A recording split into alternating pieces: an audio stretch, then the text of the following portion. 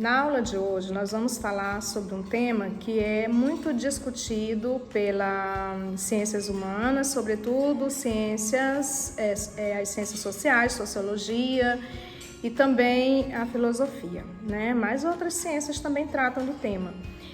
Como nós já vimos na última aula, né, sobre a ciência sociologia, que é uma ciência que estuda as relações humanas, as múltiplas relações sociais, né, que os diferentes agrupamentos humanos produzem vivendo em coletividade, vivendo em interação, e as diversas instituições que são constituídas, né, para que garanta-se a nossa sobrevivência, a produção da nossa cultura, né?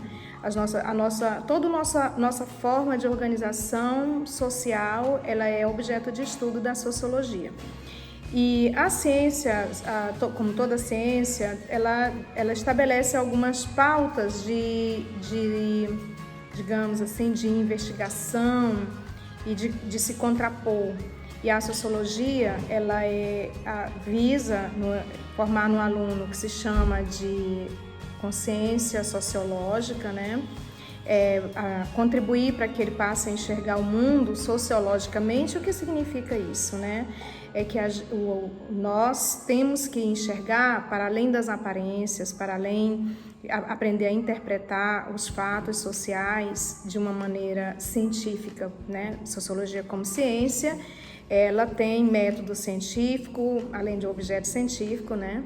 Ela tem método científico e ela não se contenta com as premissas da superfície, né? Então, ela convida a todos a buscar se aprofundar no estudo dos fatos sociais, né? Então, uma das suas metas é contrapor-se ao senso comum. Então, é sobre isso que nós vamos falar. Começamos por conceituar o que é o senso comum, né? Então, é um conhecimento, como eu já disse, que se encontra na superfície, ele é desprovido de reflexão, né? Enfim, é um conhecimento que se encontra diluído, espontâneo, instantaneamente nas relações do cotidiano, né? Ele é reproduzido na convívio social, no dia a dia, e a principal característica é que ele é produzido sem saber, sem muitas explicações de sua origem, do porquê, dos fundamentos, né? Como aconteceu, enfim, é o tal disse-me-disse que a gente costuma escutar aí na sociedade. Então, antes de nós nos aprofundarmos sobre o senso comum, identificarmos como nós estamos no nosso dia a dia, emergidos e guiados, né, por esse tipo de pensamento, nós vamos falar um pouco da característica do pensamento oposto, que é o conhecimento, né, tem um conhecimento filosófico, que é, né, recheado de reflexão, de questionamento. Temos cada ciência vai ter o seu modo de pensamento, né? A sua produção de pensamento. E no caso nós vamos falar do pensamento sociológico, né? Que é para poder a gente compreender essa diferenciação com o pensamento comum. Então, uma das características do pensamento sociológico é que ele promove no cidadão a capacidade de desenvolver uma visão reflexiva e informada da realidade. Então, quando você sabe de algo, você não vai logo de cara, assim, já você vai despertar em você uma necessidade de buscar os porquês daquele fato, né? Buscar se ele tem veracidade, se tem fundamento, que razões estão por detrás dessa informação recebida, né? Que interesses estão ali subjacentes, estão ocultos ali nesse fato informado. E a outra característica que ele vai chamar de que o pensamento sociológico ele tem o que se chama de Stuart Mills, né, que é um sociólogo. Ele diz que a sociologia ela vai ajudar a desenvolver a imaginação sociológica. E o que seria a imaginação sociológica? É exatamente você sempre se antecipar aos fatos, não ter uma visão precipitada de imediata, construir uma opinião imediata de alguém. Eu ouvi no jornal, foi o pastor X, ou o advogado X, o médico X, a gente sempre busca umas pessoas da sociedade que têm referência, que têm credibilidade, prestígio, para referendar os fatos, né? Mas a imaginação sociológica, ela vai além dos fatos, ela busca o que está por detrás dos fatos, o que está por detrás da informação, que interesses eles escondem, né? E duas estratégias para a construção dessa imaginação sociológica é desenvolver o que se chama de estranhamento e desnaturalização. Nós vamos falar sobre essas duas características em aulas posteriores, mas estranhamento é exatamente ter esse olhar desconfiado, vou assim dizer, numa linguagem simples, das coisas. Não ir de primeira mão ou na primeira oportunidade já abraçar aquilo que lhe dizem, né? Então você precisa ter esse distanciamento do objeto, desenvolver esse apego e esse olhar de desconfiança, né? De duvidar, ela é importante, né? Para essa que se chama de estranhamento.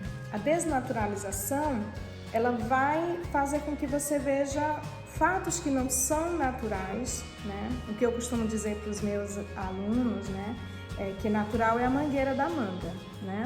Então, algo que é natural é alguma coisa que a própria biologia produz sem a intervenção humana. O resto é construção humana, são construções sociais, né? Então, quando a gente diz que há ricos e pobres, isso não é um fato natural, é um fato que foi construído pelo modo como os homens produziram as suas relações de produção, né? E então nós vamos dizer assim, a desigualdade que existe entre homem e mulher, como é natural, também não é natural, são construções sociais. Então a sociologia, ela vai desnaturalizar estes fenômenos e a quem interessa vermos os fenômenos sociais como algo natural, né? Muita gente abstrai vantagens desse modo de pensar das pessoas, né? Então o patrão vai achar super natural que o empregado seja explorado, enquanto ele enriquece às custas do trabalho, né, do empregado. Então, há vantagens para grupos, né, para pessoas e para grupos, com essa nossa visão de senso comum e de superfície, né? Então, nós temos que construir um novo modo, né, de pensar a partir dessa atitude sociológica, né, dessa visão sociológica que a gente busca construir com o estudo da nossa ciência, né? Então, o senso comum, agora explicitando mais, né, sobre as características, né, as pormenoridades do que é o senso comum, ele é uma visão intuitiva do mundo. O que significa isso? Né? A pessoa sempre costuma dizer, eu acho isso em relação aos fatos, né? Eu acho isso, eu acho aquilo. Ele vai construindo opiniões e visões sobre as coisas, mas ele sem nenhuma racionalidade, né? Quando você pergunta por que essa pessoa pensa de determinada maneira, ela vai dizer, porque mesmo, né? Enfim, ela não sabe explicar por quê. Né? Ela não tem os porquês. Outra característica, como eu já disse antes, ele é um conhecimento vulgar. E o que significa isso? É um nível de conhecimento que se baseia em observações ingênuas, né, da realidade. E ela está diretamente relacionada à solução de problemas práticos presentes na nossa vida, né, no nosso cotidiano, no nosso dia a dia.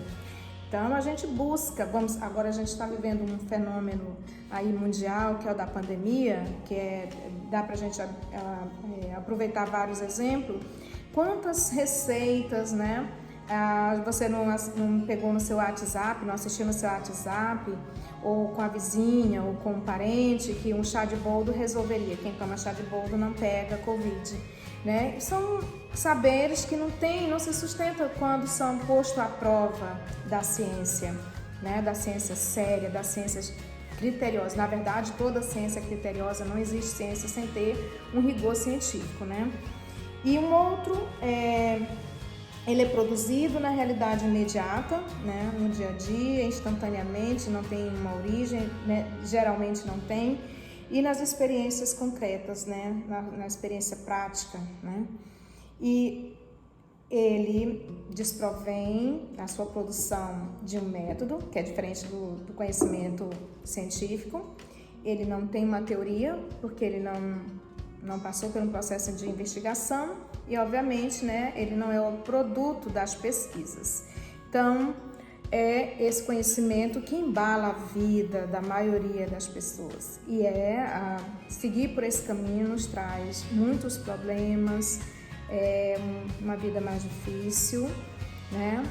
E por isso que nós vamos à escola, nós vamos para as universidades, que é para poder nos distanciar do senso comum, né? E fundamentarmos todas as nossas escolhas de vida, as nossas decisões e nossas opiniões. Passemos então para compreender uma outra parte desse contraponto entre o senso comum e o pensamento sociológico, ok? Então, o pensamento sociológico, ele é o pensamento científico, né? Que passou pelo crivo da ciência, que se contrapõe ao senso comum. Mas o senso comum não é de todo ruim, né? Ele serve de base, serviu de base muitas vezes como ponto de partida para o conhecimento científico, para as investigações, né?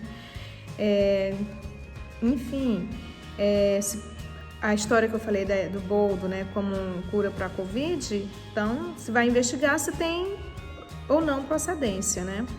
Mas o que de fato a gente precisa ter é o senso crítico, né, que é uma espécie de filtro do que pode ser ou não ser legítimo. E o senso crítico é a capacidade de questionar, analisar, discutir, de buscar boa informação para construirmos as nossas opiniões e tomarmos decisões, né? E se a gente não faz esse exercício, nós vamos nos sujeitar às manipulações que o mundo tem aí para nos prender, né? São armadilhas. Agora, na contemporaneidade, nós temos que lidar com as famosas fake news, né? Que as pessoas mais inteligentes caem. Mas, por que disso? Né? Porque nós não temos esse exercício de usar a criticidade. Então, as fake news vão estar aí nos manipulando, né? E utilizada por pessoas de prestígio da sociedade, como pastores, políticos, né? O próprio mercado para vender seus produtos, enfim. Só para dar exemplo, tem a história lá do Edir Macedo, né? Famoso religioso, que disse que coronavírus é obra do Satanás e sai para os Estados Unidos com sua esposa e é pego lá em flagrante tomando a vacina, depois de estimular as pessoas a se prejudicarem, de estimular as pessoas a não se proteger. Então, usa-se as fake news para fazer um desserviço para a sociedade, né? Prejudicar as pessoas. Então, se a gente vive mergulhado no senso comum, nós somos sujeitos para essas armadilhas, nós estamos sujeitos a isso. Como nos livrar delas, né? As fake news, ficaram tão famosas e nunca se debateu tanto sobre essa prática de mentir, que a fake news é uma mentira, né? É um nome bonitinho para mentira.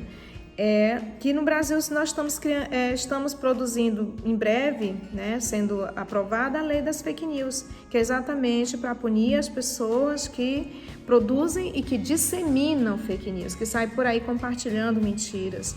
Então, e sobretudo mentiras que possam trazer prejuízos para a coletividade, né, para a sociedade. Então, nós estamos vivendo em novos tempos, né? E nós precisamos muito, com a proliferação dos meios de comunicação, né? Nós temos que desenvolver esse exercício da criticidade. E essa lei, ela também prevê punição para as plataformas, né? Para os provedores dessas plataformas, como o Facebook, Instagram, o WhatsApp, o YouTube. Então, eles são penalizados e intimados a tirarem determinados conteúdos do ar, né? Então, novos tempos. E que nós temos que ter essa criticidade, rejeitar, né, esse senso comum, né? Não ser uma Maria vai com as outras, um Zezinho vai com os outros, investigar quem é que fala. Cada um que fala, ele fala de algum lugar e com algum interesse, com alguma intenção. Quem fala, de onde fala, por que fala. Há sempre um interesse oculto que nós precisamos buscar interpretar, né? Como diz o pensador brasileiro Leonardo Boff, a cabeça pensa a partir de onde os pés pisam, né? Cada ponto de vista é a vista de um ponto. Pense nisso. Todo mundo, não há falas inocentes, né? Quando as pessoas dizem alguma coisa, elas querem alguma coisa em troca. Então deixa aí para vocês, tá? E fica a deixa para você pensar sobre a diferença entre o pensamento sociológico e o pensamento do senso comum e qual deles, né, ou conhecimento científico, com qual deles nós vamos orientar a nossa vida, né? Bom estudo a todos.